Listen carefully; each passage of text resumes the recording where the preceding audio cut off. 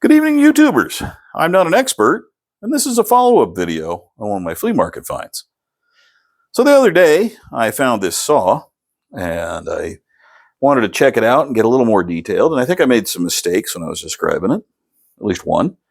So I looked at the handle, I looked it up on the Disston Institute, and it turns out this is a D12, which means it was probably made between 1928 and I'm guessing probably the start of World War II because it's applewood handle. You can tell a D12 by its, all the Disston saws can be identified by their handles.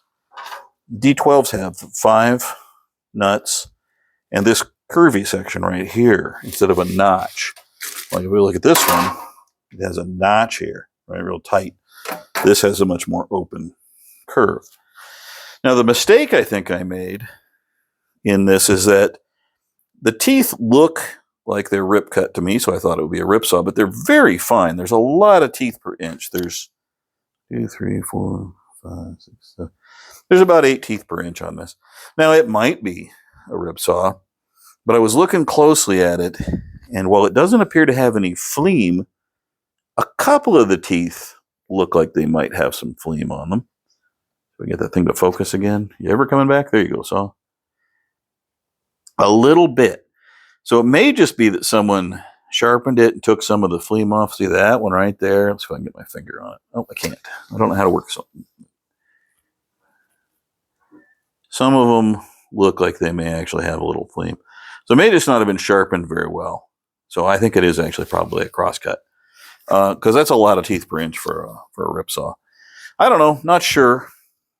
I gotta get my eyes checked. That's probably what I should do, is get some better reading glasses. I can see these things better. But I really like this. I'm real happy because apparently the D12 is considered sort of top of the line or close to the top of the line.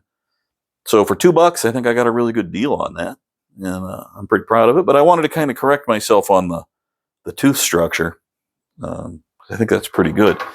And since we're doing that, this saw from an earlier one I got because I needed a coarser rip saw. So I looked this one up and looked up the handle. Now I've resanded this handle a little and rounded it off to make it a little more comfortable. It's a beech, but this appears to be a D8. It's a skew back. Can you see that it's skew back? It's skew backed, and it has the handle characteristics of a D8. 4.5 teeth per inch, and it would have been made sometime between 47 and 55 based on the beech handle. 55 is when Disston got sold, and they kind of stopped making these, I think. And it,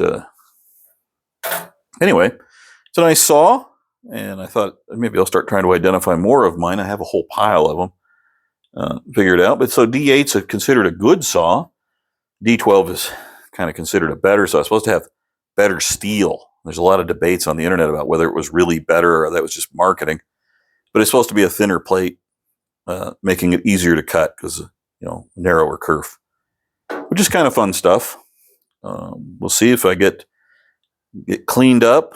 Probably won't happen this week. And get it sharpened. Maybe get the handle cleaned up. I don't know, kind of like the old house paint on it or whatever that is. It's definitely got paint on it.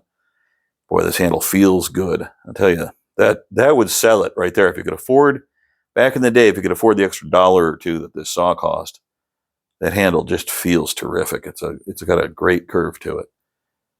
Fits my hand good anyway. So there you are, just a little follow-up on the saws. Thought I'd kind of try and correct one of my own mistakes, I think. Not really sure. I'm not sure if I made a mistake. I don't know. I don't know what's going on. All right, we'll catch you later.